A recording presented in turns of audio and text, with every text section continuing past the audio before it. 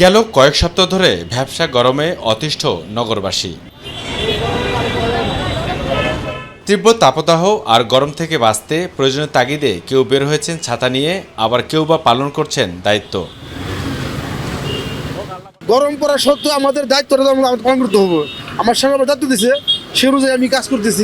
গরমের কারণে যাত্রী কম, তারপরে দেখতে দিতে পারতেছেন কি অবস্থা শরীরের। তবে হাঁসফাঁস অবস্থা নিম্ন আয়ের খেটে খাওয়া মানুষজনের। প্রচণ্ড গরমে ঘামাক্ত শরীর নিয়ে কাইল হয়ে বিশ্রাম নিচ্ছেন ছায়াতলে। তারপরেও জীবন চাকা তো আর থেমে থাকে না। গরমের লেগে রোদের ভিতরে মানুষ কম না, পানি তৃষ্ণা লাগে, তারপরে এমনি শরীরে অনেক সময় ঘামছে বিচি হয়।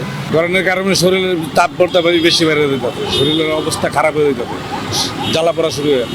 পরিস্থিতি যখন এমন, তখন কেন এত গরম তার সুস্পষ্ট ব্যাখ্যা দিলেন অভাবিত বজলুর রশিদ। বৃষ্টি কমে যাওয়ার কারণে তাপমাত্রা বেড়ে যায় এবং দেখা যায় যে এই সময় বাতাসে পর্যাপ্ত ময়েশ্চার আছে কিন্তু বৃষ্টি হচ্ছে না। বৃষ্টি হওয়ার জন্য যে মেকানিজম দরকার সেরকম পরিস্থিতি নাই।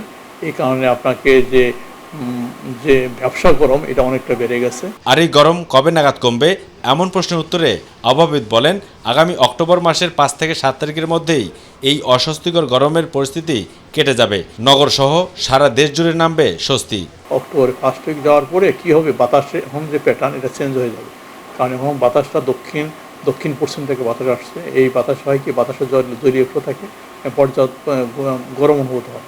কিন্তু যখনই বাতাসটা ঘুরে যাবে, অর্থাৎ উইন্টার ফ্লো চলে আসবে, অর্থাৎ হচ্ছে উত্তর পশ্চিমে বাতাস যখন চলে আসবে, সেই সময় এই ব্যবসা গরম অনেকটাই চলে যাবে। অবশ্যই দপু, মাই টিভি, ঢাকা।